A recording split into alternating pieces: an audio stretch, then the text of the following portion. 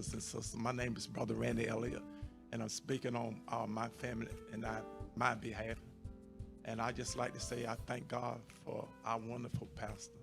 Uh, my most remembers about the pastor, I was hospitalized. I was in the hospital for like 45 days and a half. I spent like 26 of them days over there at Bessie Johnson in Duns. And I can remember the pastor coming in, seeing me, praying for me and stuff, and give me the encouraging words that it was going to be fine. And so I was there for 26 days in Duns, and I told my doctor, I said, look, if you can't figure out what's the matter with me, get me out of here. And so about 2 o'clock that night, they transferred me from Duns to UNC of Chapel Hill.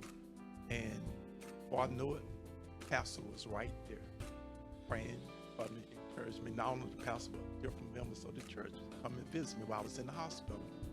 And so finally, I got out of the hospital, and I had a checkup. They wanted to check on me.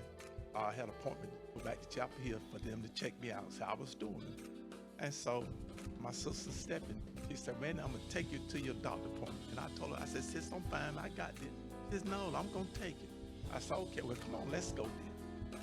So I got there, and everything was fine. About 80 degrees going up there. Doctor checked me out and everything was fine. And he told me, he said, Mr. Elliott, he said, for your immune system situation, he said, I recommend that you take the flu shot. I said, okay, doc. First one I ever had, and the last one I'm ever gonna take again.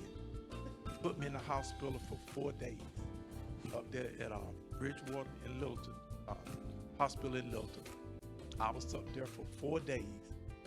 And out of them 4 days I was there, pastor was there for 2 of them. I'm thinking, I said, man, will this man ever go home?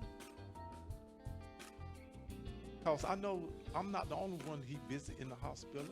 And once I got out the hospital, one day he was to the house the next day.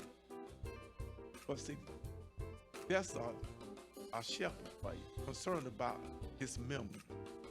And to me, we couldn't have no better pastor than what we have. I say we have the best. I have the best pastor in the world. That's what I was saying. Mr. Booker T. McNeil, even though he passed now, me and his wife, we used to bump heads.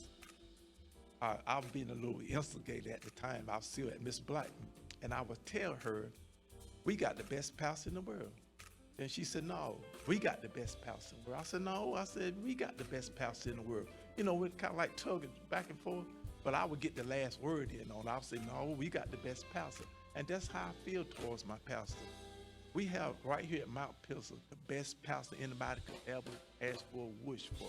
I know it's a lot of them out there, our great men and women of God, T.B. Jake, Caffo Dollar, Howard Long, all them, but they not my pastor.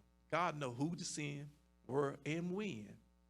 And I was going through something in my marriage when I was married. And I asked the pastor, I said, Pastor, you mind if I speak to the first lady for a minute? He said, no, Brother Elliott, go right ahead. And I asked the first lady something, and she answered for me.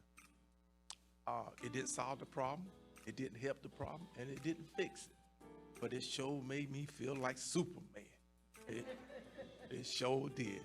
And I thank God for our pastor. I really did. He was right there when my mother passed. When my brother passed, he come and seen my brother more than my brother pastor come and seen him. That's the kind of pastor we have. That's the kind of leadership that we have here at Mount Pilsen. And pastor and first lady, I thank God for each and every one of them. And the first lady ain't nothing but an angel in disguise. Just the sweetest person you ever gonna meet. Beautiful inside and out. And I thank God for the hint. And may God bless them always and forever and always.